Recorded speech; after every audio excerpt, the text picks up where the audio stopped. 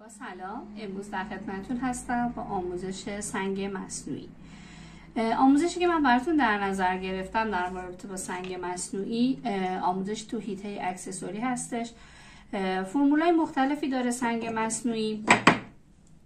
سنگ‌های مصنوعی برای انواع دیوارپوش‌های خارجی، دیوارپوش‌های داخلی مثل این آجر هلندی توی صنعت ساختمان استفاده میشه و در وسایل دکوری منزل مثل این انواع اکسسوری ها که این یه دونه جاسی زیر سیگاری هستش، مثل انواع قندون ها، ظروف هایی که میتونیم استفاده کنیم، سینی ها، جاشمی ها، ظروف دکوری دیگه، انواع دیوارکوب ها و حتی میتونیم به عنوان تابلو اینا هم ازش استفاده کنیم.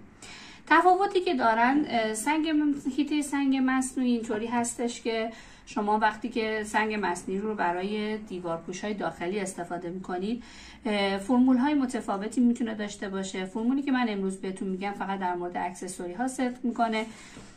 فرمول در مورد اکسسوری ها صدق میکنه و حتی در مورد این هم صدق میکنه، ولی برای فرمول نما خارج فرمول های متفاوتی هست که در آموزش های دیگه بهشون میپردازیم.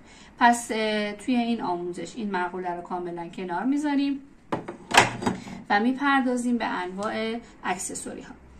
اکسسوری های سنگ مصنوعی به دو روش تولید میشن، همونطور که توی تصویر هم مشاهده میکنید.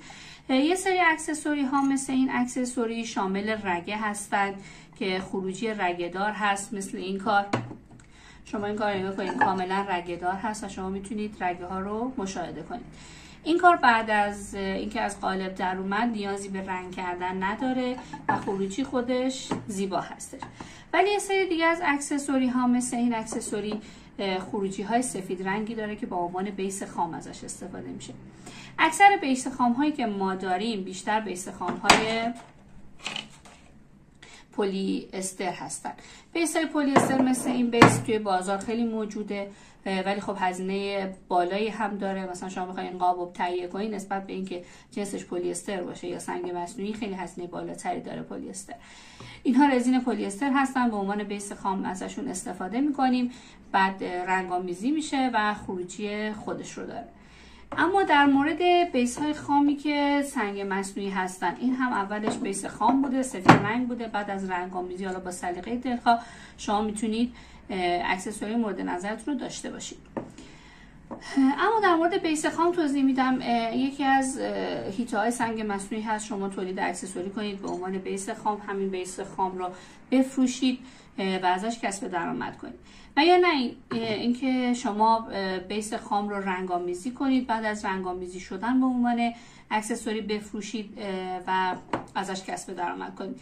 یا اینکه نه کلا به صورت رگه‌دار کار رو اجرا می‌کنیم و همینطوری بدون رنگ آمیزی این قابل ارائه به بازار، البته با یه سری فعل و اخالات بعد از اینکه از قالب در